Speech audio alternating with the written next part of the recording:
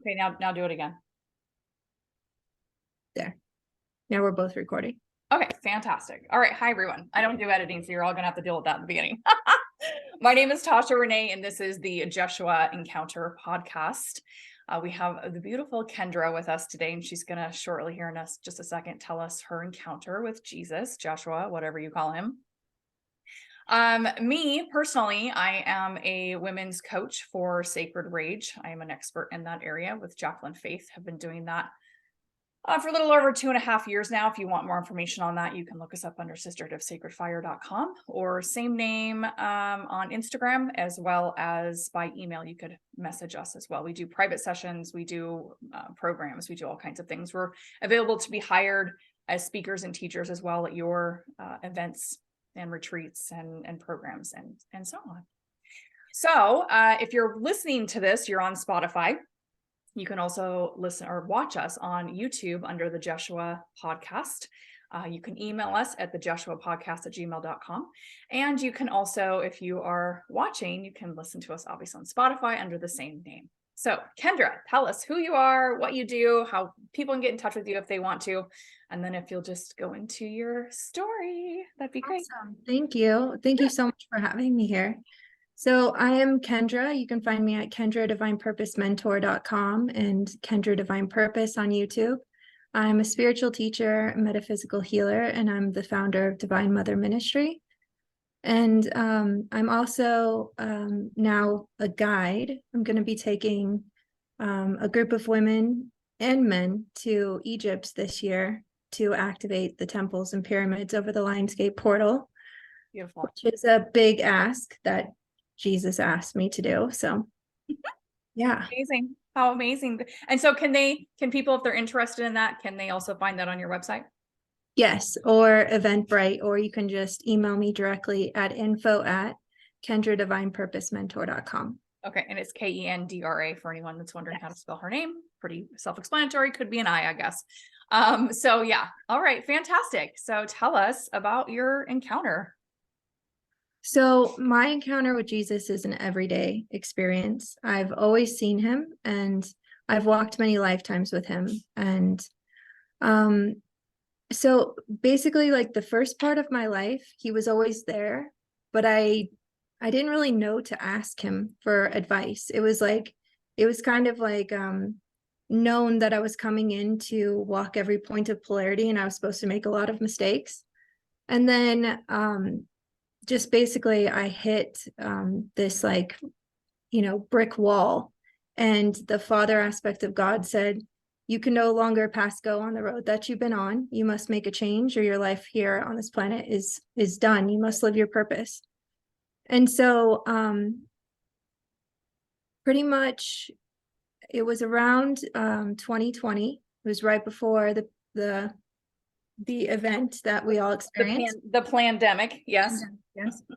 And Jesus started to, I call him Yeshua, but just so people know who I'm talking about, I just say Jesus. Well, you can say Yeshua, darling. Everybody knows who Yeshua is too. So whatever you want to. He started coming to me in January, and he said, I need you to get a reliable vehicle and start traveling. And I didn't know how I was going to do that. And then the next day, my mother called me, and she was taking pictures of this SUV. And she's like, do you like this? And I'm like, yeah, you're going to trade in your Mercedes? Like, what are you doing? And she called me and she said, God stopped her while she was driving home from work and said that she must buy this for me. Oh my God. And I was like, okay. And so she bought me this vehicle, and I'm like, where do you want me to go? He said, I'll let you know when you get there. I'm like, that's not cryptic or unhelpful or anything. I'm like, okay, but you kind of need to let me know. And so then he said, I'm going to need you to go to Sedona before I send you on your pilgrimage. And I was like, what's a pilgrimage? And I'll try to get out to Sedona, but life, and I have a child, and I was living in Montana at the time. And he said, do I need to bring the floods? Holy shit. I was like, and then my house, like literally after he said that, my house started to flood. There was like a pipe that broke in the wall.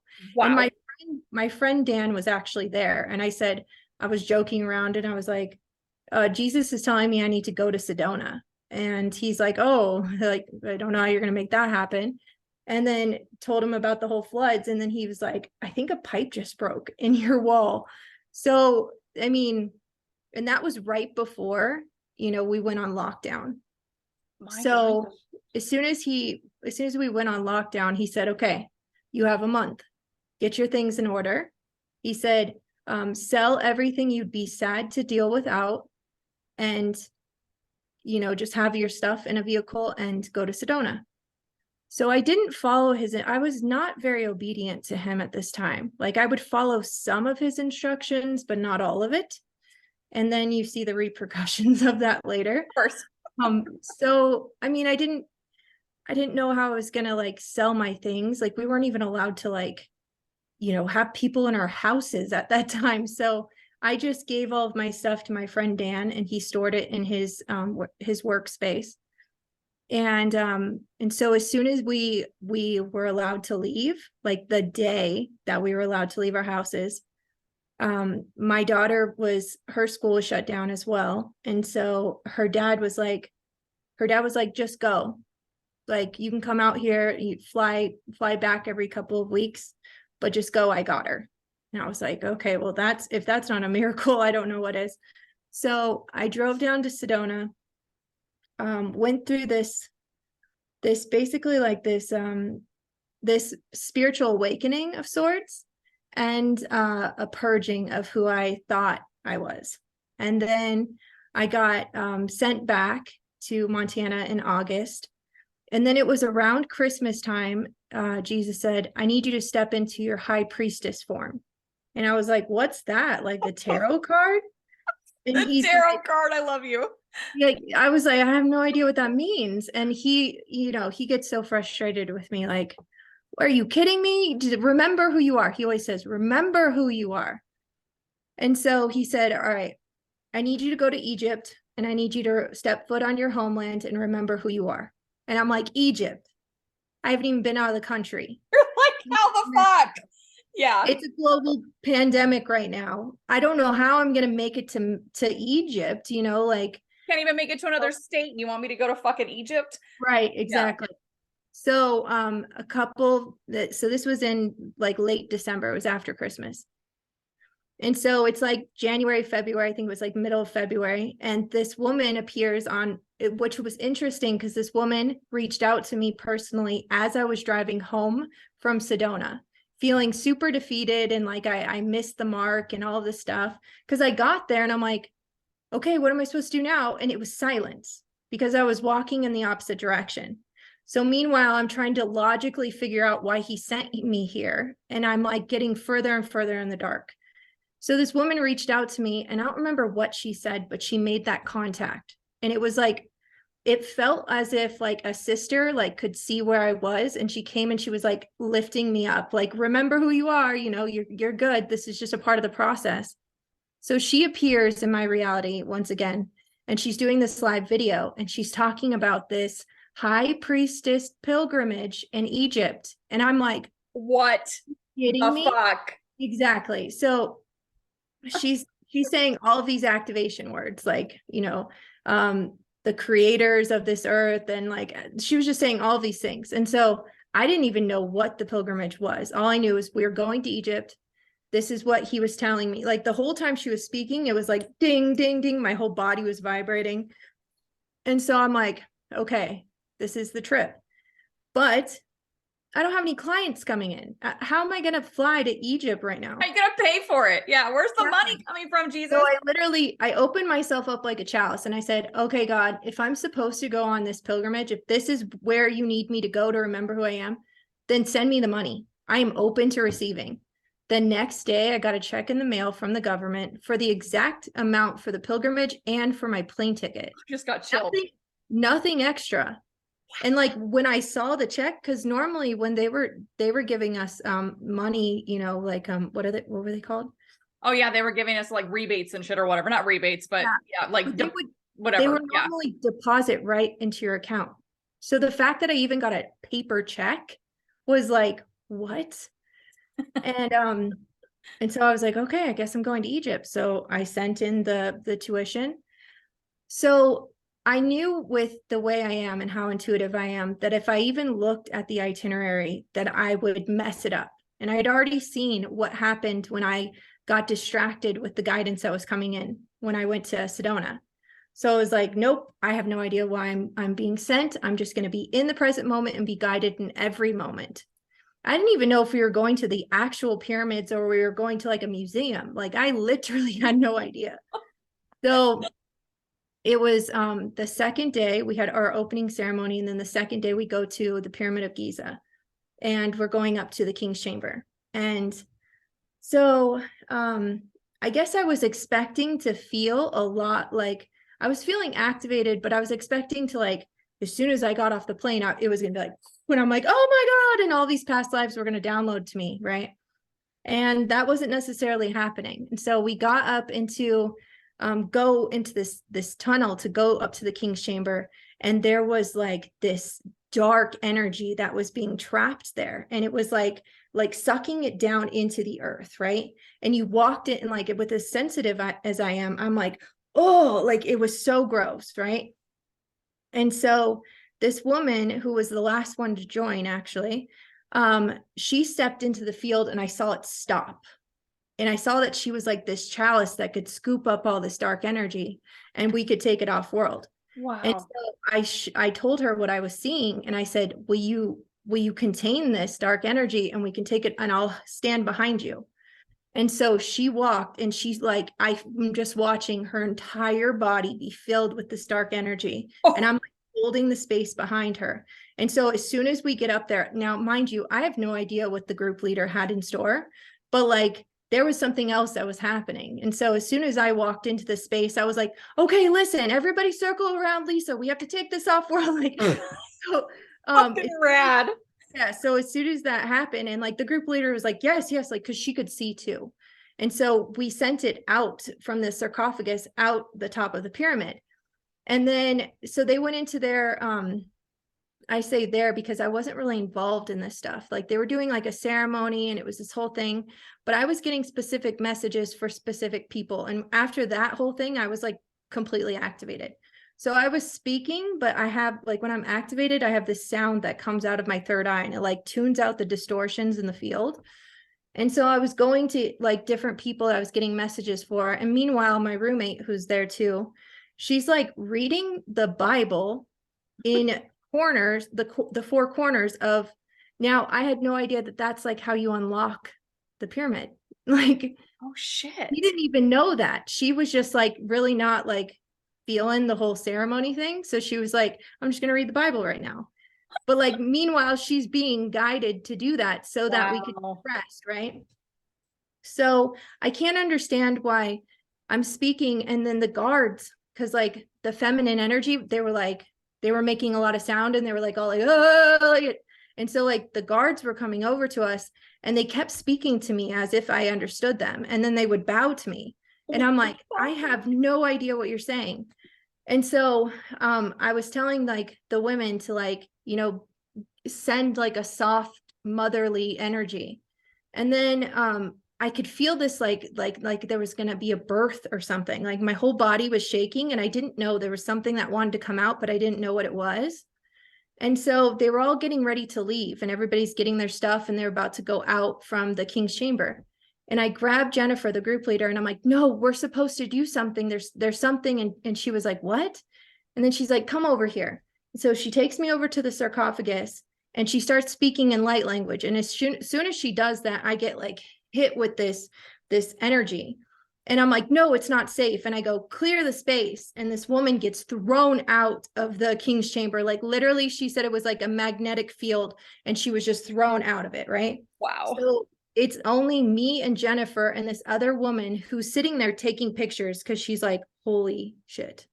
And there's this light, which I'm saying, like, the father aspect of God literally came and stepped into my body and then birthed something through me. Holy shit, Kendra. There's literally pictures. You wanted a Jesus encounter. I mean, This is a Jesus fucking, I don't know what this is. This is amazing.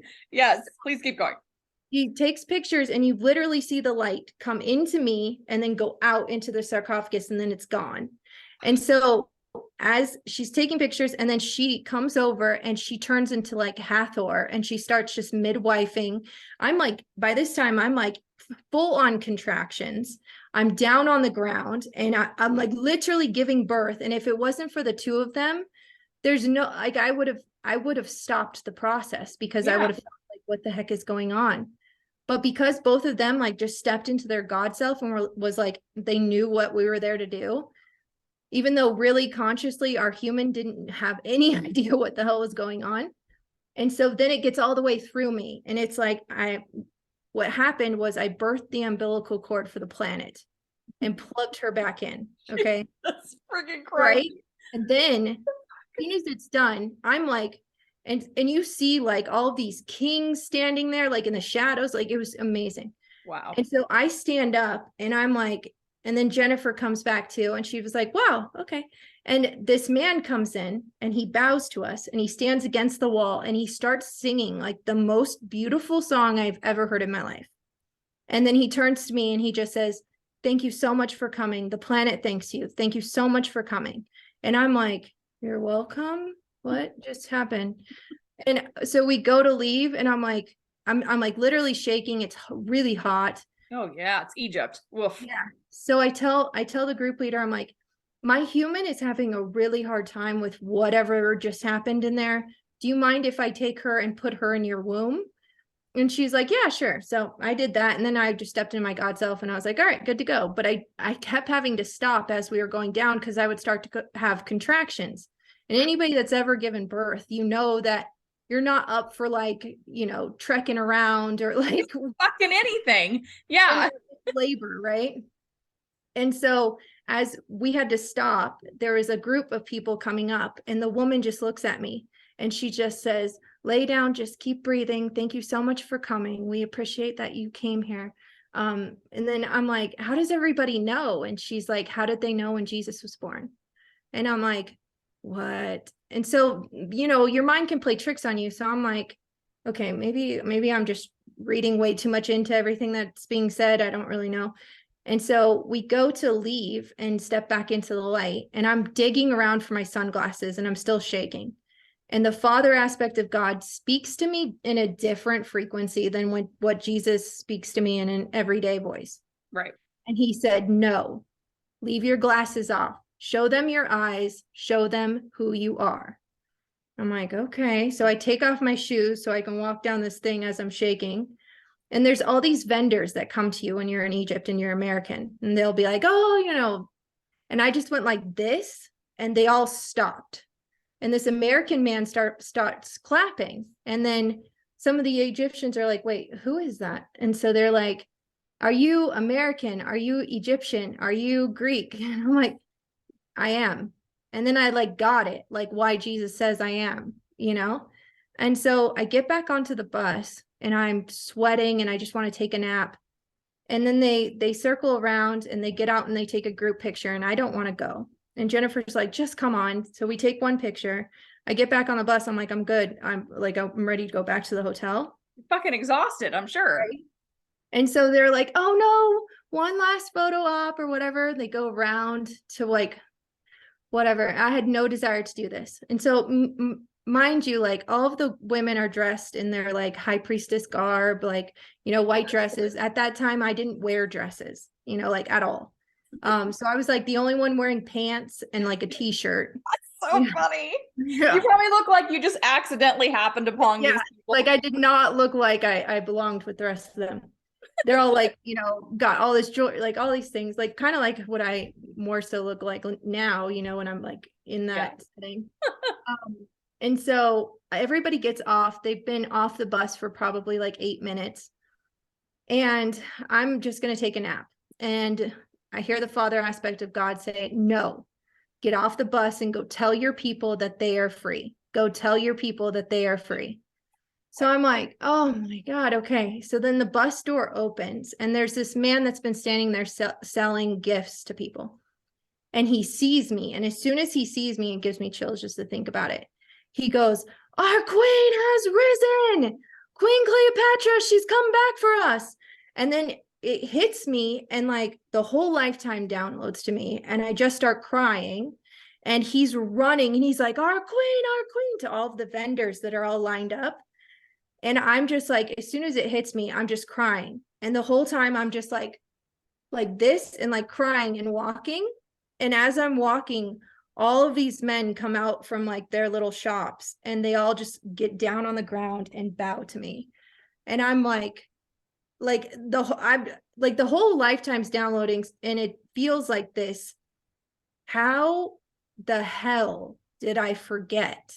Like it felt like this feeling of like I don't know how to explain it. It just felt like so Home.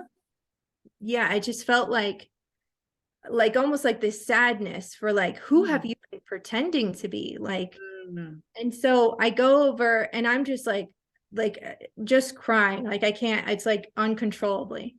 And no one else is in my experience because they're all just like taking pictures and like, oh, we're, whatever. So I just go over and like all of them are like standing to take a group picture, and I stand on the wall behind all of them, and I'm just like this in all of the pictures. And that's all I could do was like look So up the great. side.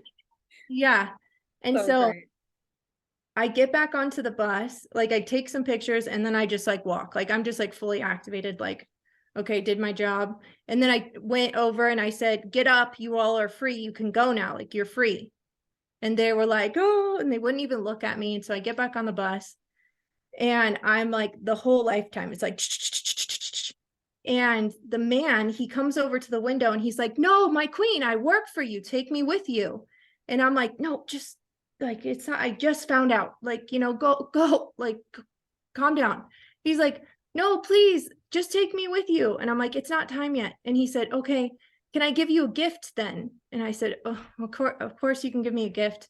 So I go back to the door, and he hands me this camel that he made. And he said, will you remember me and come back for me when it's time? And I said, you will find me when it's time. And he said, how will I know it when it's time? And I said, you'll know when you find me. Like what Jesus told you about Sedona. I didn't know anything, right? And so literally that night, he finds me on Facebook when I have had nothing about Cleopatra on my Facebook. And he said, Queen, is it time?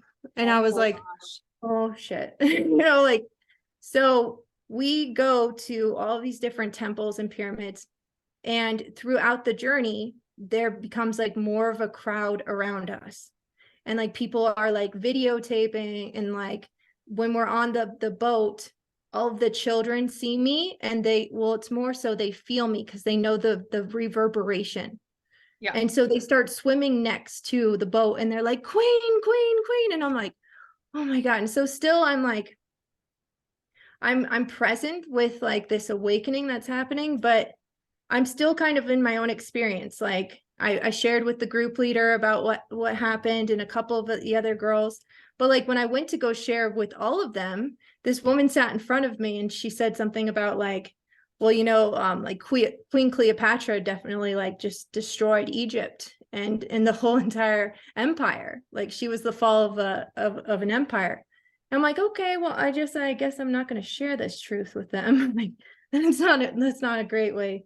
And so, and as it was all downloading, like the guilt and remorse of everything that was attached to that Lifetime was also downloading. And so, so we went through the whole journey, and we ended where we began. And I got that I needed to go back to the King's Chamber. And it was just a couple of girls that were supposed to go with me. So we took like an Uber, like I think it was Uber or Lyft or something. And it was the first time I had been in an actual like vehicle, because we were up in this high-rise bus. So I didn't see how dangerous it was to drive in Egypt. And so we packed, let's see, 4 girls in the back and 1 girl up front. And I'm like freaking out because there's 3 lanes of traffic, but there's like 6 actual lanes of traffic, like there's only supposed to be 3 people. They drive like an ant colony there, and it seems so dangerous. And so I'm like freaking out. And Jesus says, this is your test to see if you can feel safe when your 2 eyes tell you that you're not. And he says, just breathe. And so I'm like, okay, I'm just breathing. And so we get to the pyramids from an entry that we didn't go before. So we have to walk all this way, and it's hot, and so nobody's helping us as we walk up to the pyramids. And the two other girls that I was with, they go to get our tickets, and I'm standing with this other girl. And all of a sudden this man sees me, and he's like, "Oh, queen." He's like, "Don't you know who this is? Get your queen some water." And so they start like giving me bottles of water. And the girl's like, "Who do they think you are?" And he's like, "You don't even know who your queen is?" And he's like, "This is Queen Cleopatra." And I'm like, "Oh, okay." You're like, And what is so happening? no, right? And so my friends come back, and they're like, they already knew, and they're like, "Oh, I guess we've been recognized." And so we go up into the king's chamber, and it's like right before it closes. And so the guard is speaking in Arabic, and he's basically telling us that he's going to give us some time to be alone to do our work, because he knows that we've come to do work. And so I'm still not knowing what in the heck I'm supposed to do here. And the group leader wasn't with me.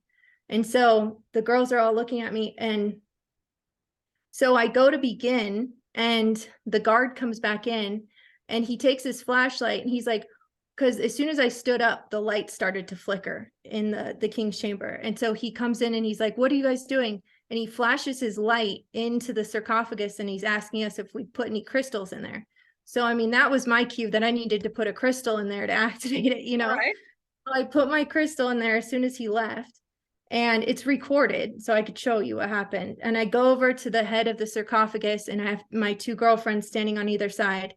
And I'm like, what was coming through me was to release all of the enslavement codes around addiction and suicide. And Wow. any souls that were stuck here on this planet that were just, they were always going to be an addict, or they were always going to kill themselves, and they're like in this loop, and that nothing that we can do will ever free them, that all of those souls were released. Oh, how beautiful. Yeah, well, I Oh, mean, it's Jesus. So yeah. It's so as I'm beautiful. doing that, I'm like moving my hands, and all of the lights go down, and the generators, like it happened 3 or 4 times, and the guy keeps coming back in, and he's like, "What are you doing?" And I'm like, "Sorry." And then the last time that it all shuts down, he's like, he sounds like he's like freaking out because something else happened. And I'm like, "Okay, okay, we'll go." Because I said something, and then all the lights went out, but this light also came out of the sarcophagus and went through the pyramid. Wow. But we didn't know that. And so I grabbed my crystal. I'm like, "Okay, okay, we'll go, we'll go." And so we go to leave, thinking that no one's going to notice anything. As we get to the doorway, everyone that's standing outside is all like, and we're like, "What's going on?" Like they looked like they were frozen. And so we're like, "Okay." And so my one girlfriend, she like puts a hat on. She's like trying to like cover up. Trying to And hide herself. exactly. And so this guy, he looks at us, and he goes, "Excuse me, what were you guys doing in the king's chamber?" And my friend Sandy, she goes, "How do they know?" And he's like, "How wouldn't we know? There was just a light that came out of the top of the pyramid. What were Wow. you guys doing in there?" And we're like, "Nothing." So we just like keep walking. And then as we were walking down to the vehicle, all of these, like, they're like on horses and stuff, and they were all driving by, and they were like, "Queen Cleopatra, is that you?" Like every single one that drove by asked me. And I said, "Okay, the rest of the pilgrimage has been for the entire planet. This part, this is for me." Because if that wouldn't have happened, I'm sure that my mind could have told me, "Oh, well, maybe it was just that one person, or, maybe I'm exaggerating it or whatever." You But needed like, something you couldn't fucking like mind right, fuck yourself over. Yeah. exactly. Yeah. So then after all of that, going back to Montana, and the craziest part is as soon as I said yes to going on the pilgrimage, my child's father called me and said, "Would you like to move back to Sedona?" And I was like, "Don't play with me." And he was like, "I'm feeling called to move to Arizona," because he wanted to get back together with his ex-girlfriend. He was like, "So if you want to move to Sedona, I'll pay to move you there." Oh And I was my gosh, Kendra. exactly. So right when I got back, it was like our last day was like May Day. And then I was moving the first week of June to Sedona. So coming back from there, and then seeing all of this stuff. And Jesus told me, okay, I gave you instructions before to sell all of your stuff that you'd be sad to live without. He said, now I want you to get rid of all of it. Give it all away. Oh my God. And so yeah, the things that I got to keep were the things that I put up for sale that didn't sell. Like I had this custom made dresser. And there was a few other things, but like my turntables, because I used to be a DJ, I didn't want to get rid of those. So I kept them down in the basement. So the day before I left, he said, and because you didn't sell those, go give them to your friend Dan. At least I got to stay with somebody you know, at least. So that's nice. Exactly. But he said, as long as that I followed him and was obedient to him, because like before the Egypt trip, I was basically like waterboarded by him. Like, or the father aspect of God was like, be obedient to me. And I was like crying in the shower and I was like, okay, like fully surrendered. But up until that time, like I was very disobedient. Like I would half follow the guidance and then I would make it mean something and I would go running off with it. And then I couldn't understand why I wouldn't hear any more guidance after that. And it was because I went my own way, you know? Yeah. So I had to learn how to be obedient to him in every moment. And it's definitely a process. And the ego comes up every moment to be like, well, that's not logical, or, you know, like, I don't really want to do that. And so, yeah. Wow. Yeah. What a powerful fucking story. Your story is definitely the most powerful one that I've had on the podcast for sure, which I know you're not surprised by at all. But I didn't have any clue as to that was going to come out of your mouth. Like did not. I mean, I don't think I'm supposed to know that. I'm being a psychic myself. There's some things I can pick up on, but that's like, I'm almost speechless. It was really, really powerful, super powerful. I had no idea. It feels so weird. I don't know why I keep saying that, but it feels like maybe I thought I was going to know possibly, but it's very weird. It's amazing. Well, another thing is he started telling, like, I've always known I came here to change the world. And it's like I thought I had always remembered who I was, or like the mission, but like I always knew why I was here, but I had forgotten who I was.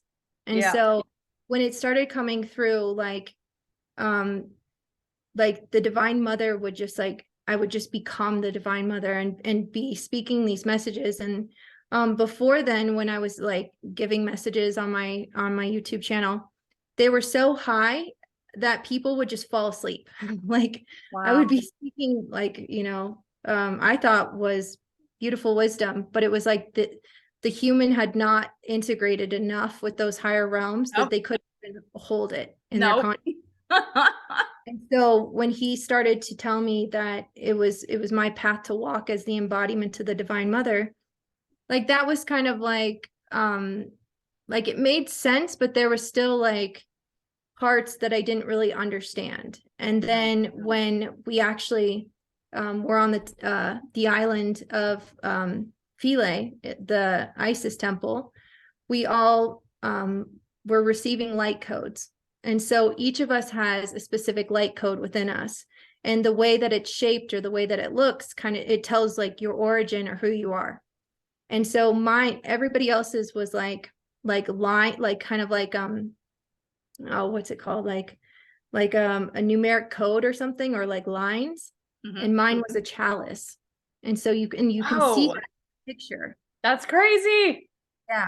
And so now this year, it's my job to lead people on a similar pilgrimage, but this one will be so that, like, at first it was coming through that it was only specific people that are coded with this ability to activate the temples and pyramids.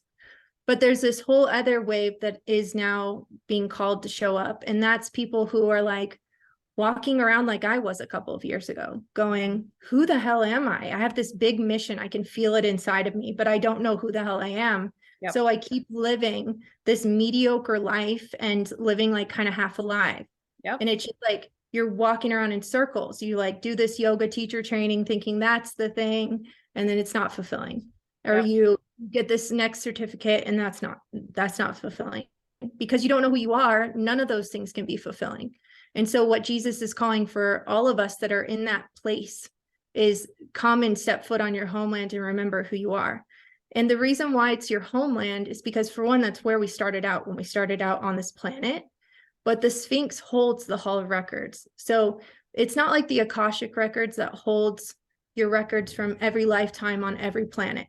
This is just for this planet. So all of the knowledge that you've mastered in other lifetimes is there. And we have a private tour of the Sphinx the night before the 8/8 Lionsgate. And so we're literally being guided to go on this ascension spiral. So if you're not activating the temples and pyramids yourself, like through your codes and the combination that comes together with this group, you're going to be being activated, which we all will be. And then we go through this, the last one before we go back to Giza is, it actually rewrites your DNA. Like it upgrades your DNA with who you've upgraded yourself to be. I'm sorry, my phone was ringing. And then we go to the Sphinx. And so like even just touching the Sphinx, you're going to get a download, just the reverberation of it's going to match who you are, and then a download of who you've become. And that in and of itself uplifts the planet. So amazing. I just believe in all this stuff. So it just sounds so needed. And it's what a blessing to be able to be a vessel for him in this way, and the world and the planet. It's just fucking fantastic. I just think you're so amazing. Thank you for spending time with us and sharing that incredible fucking story. Thank you. Maybe you're supposed to come. Oh, I'm supposed to come. Oh, babe, I'm so heat intolerant. There's no fucking way. There is no way. Then Jesus better make me not heat intolerant and bring me a shit ton of money to be able to pay for something like that. Cause I would be in the same position you're in, but that you were. I told him, I said, well, then I'm going to shift the weather so that it's about 70 degrees the whole time we're there. Yeah, that would be doable. I could probably deal with 70 degrees, but yeah, like it literally for me, like anything over like 67, 68, and I like my whole body just freaks out. Didn't used to be that way, but as I got older, it wasn't. But Egypt's somewhere I feel called to go to. Cleopatra is somebody I've always felt really drawn to. I think most women do, to be honest, if you're a powerful woman. But yeah, I mean, I'm totally open. I'll say it right fucking now. If I'm supposed to go on that, then make it happen. Make the weather the way it's supposed to be. I literally have chills. Well, we look at like how long our winter has been this year. Yeah, which has been nice. I fucking loved that. Yeah. So yeah. Yeah, I'm totally open to that. I'm totally open to that happening. If it's supposed to happen, I am so available to receive all the money and all the ability to do that. Body, mind, soul, financials. Let's do it. And it is because it's 19 days. So I broke it up in pilgrimage 1 and pilgrimage 2. And then like gave you a massive discount if you come to both. But yeah, like I said, I didn't have any money, and it was given to me. I'm currently in a place like now that's really interesting. I feel like I'm made myself completely available to him in all ways. And I'm in that space that you're talking about, actually, where I'm kind of like, I do this really powerful, amazing, incredible, life-changing fucking work. Like life-changing work that I do for women and for this planet and for ourselves. And I'm still not, it's 2.5 years into this work and it's still not successful. It's not providing. It's not, I'm still in a space of where's the money going to come from? I have to move in May and have no idea where I'm going. Like I feel really just bag in the wind of trust and faith and just having, it was interesting when you were saying, knowing you're safe without knowing where your eyes are and knowing what your eyes can see. I mean, and I know that's where I'm at right now. So I'm in this very space. He's testing your faithfulness. For sure. And it's also your belief system that you'll be poor if you do this work. And so Mother Mary has I don't believe that. I do not believe that. That's what's been so difficult about this, is because I know I've transcended that. I don't believe that. There's a charge around, because I know I was there. There's a charge around doing this amazing work and people not paying you what you're worth. Yeah. So if you forgive that and you surrender it and you just know your worth, Mother Mary will come to you and she's going to put her blue light into your crown. And that's your next awakening. And once you like forgive that part, then it pops through and you like get to this other level. But It's how really, do you do that when you feel like I feel like I've done all of that. Like, I don't yeah, feel like I have any attachment. I at this point, I've literally like, I'm never going to stop doing my work unless I'm really given messages to not do this work anymore. But I really went through something recently where I was kind of like, I'm just gonna, I'm not attached to this business anymore. It's not my identity. right. And I've said it a million times, you don't want me doing this, I won't do it. Like, I only want to do what you want me to do. I only want to go where you want me to go. Like, I want to go where you and I are supposed to go together, co-creation. I don't give a shit about anything else. Nothing. So I'm kind of in this surrender space. You're gonna go even if it's hot. Yeah, you're gonna go. I mean, that's what I'm saying. If the money were to come in for me to go on that, to do that, that's like, So I'm like, how the fuck would that even happen? yeah. So if that were to show up, then most definitely I would be like, fuck, let's go. I'm just gonna have faith that I'm not gonna pass out and die. Surrender the how. Yeah. Oh, and I do. It's still frustrating. I'm still human. I'm still very much a fucking Aries. And so, and I'm 47 and I'm definitely a little bit of a control freak. So I definitely still have my human side of being like, what the fuck, Right. but I very much do have more faith than I do any of that. So yeah, I appreciate this conversation because it's just another reminder of like, I just got to keep going, I want you to visualize like the life of your dreams and put all of your all of your energy in going towards that. Yeah, which I do literally every single day. I've actually stopped doing it, Kendra, because I was doing it for so long and I don't even like for like probably the last like 6-7 months. Oh, that's right. Today's his crucifixion day. So today you're like, we allow ourselves to die of who we've been. Yeah. So it's been I've really just kind of like thought at this point I would have like my own home and like my own car and like all the things. And it seems like I'm going to have to live with people again, which feels like fingernails on a chalkboard to my soul. Feels wrong. I'm going to have to get a regular job. I have an interview on Thursday because it's nothing's coming in. And that all just feels just wrong. It doesn't even feel like I don't want to do that. It feels like, do not fucking do that. That's what it feels like. But it's like, because it's literally like, it's like prostituting ourselves when we do that. Yes. And so it feels like, but what am I supposed to do? I have to be gone by the end of this month. I don't have anywhere to go, no one to help me, blah, blah, blah. So it's like, I feel like I have to I still have to like, where do you live? What was that? Where do you live? I live in Oregon. Oregon. That's weird. I'm flying out to Oregon on Saturday. What? In Portland? No, I will be flying into Medford.